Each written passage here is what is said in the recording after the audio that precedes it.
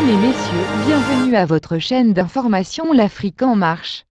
Pyongyang a procédé à cet essai d'armes en janvier, y compris de son missile le plus puissant depuis 2017, avant de suspendre ses tirs pendant les Jeux Olympiques d'hiver de Pékin.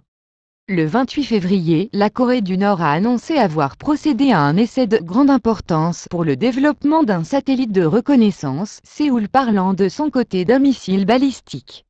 En dépit de sanctions internationales draconiennes, Pyongyang a jusqu'à présent rejeté toutes les offres de dialogue depuis l'échec en 2019 des négociations entre le dirigeant Kim Jong-un et le président américain de l'époque Donald Trump. Le pays a depuis redoublé d'efforts pour moderniser son armée, menaçant en janvier de rompre le moratoire qu'il s'est auto-imposé sur les essais nucléaires et de missiles balistiques intercontinentaux. L'armée sud-coréenne a déclaré samedi avoir détecté un missile balistique lancé en direction de l'Est depuis la région de Sunan vers 8h48. Le ministre japonais de la Défense, Nobuo Kishi, a affirmé que le missile a volé à une altitude maximale d'environ 550 km et à une distance d'environ 300 km. Il a déploré l'extrême fréquence des essais d'armes par Pyongyang depuis le début de l'année, estimant qu'ils constituent une menace pour la région et sont absolument inacceptables. Cet essai intervient 4 jours avant l'élection présidentielle en Corée du Sud, Pyongyang semblant ainsi vouloir faire part de son mécontentement à l'égard du président sortant Moon Jae-in, selon les analystes.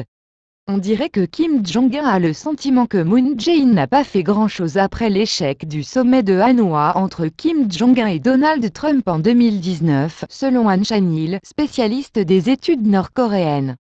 Pyongyang a clairement décidé de donner la priorité à son propre programme militaire, indépendamment de ce que pense la Corée du Sud, a-t-il ajouté.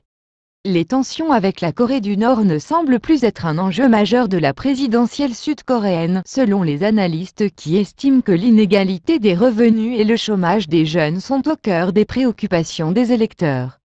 Si le Parti démocratique de Moon Jae-in perd le scrutin mercredi, Séoul pourrait amorcer un changement de la politique à l'égard de son voisin du Nord.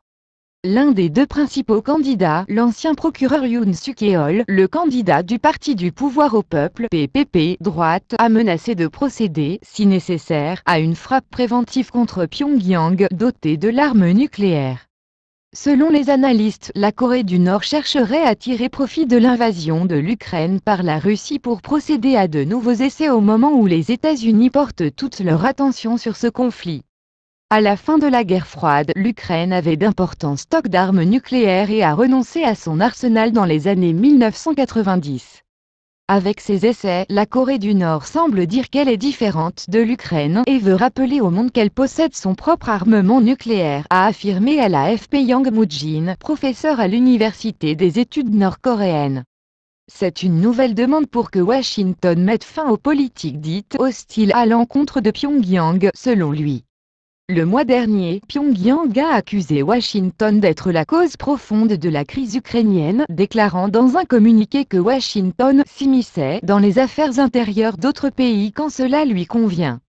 Les analystes estiment que Pyongyang pourrait utiliser la date la plus importante de son calendrier politique, le 15 avril, pour procéder à un test d'armement de grande importance. Cette date marque l'anniversaire, 110 ans cette année, de la naissance de Kim Il-sung, fondateur de la Corée du Nord et grand-père de l'actuel dirigeant Kim Jong-un. Des images satellites récentes suggèrent que le régime nord-coréen prépare un grand défilé militaire pour exhiber ses armes à cette occasion. Pyongyang va probablement se concentrer sur les tests de ses satellites de reconnaissance et de ses missiles balistiques intercontinentaux (ICBM) jusqu'en avril, a déclaré Chung Seong-chang du Centre d'études sur la Corée du Nord de l'Institut Sejong.et. Bien, n'oubliez pas de vous abonner à la chaîne pour ne pas rater notre prochaine publication. Au revoir.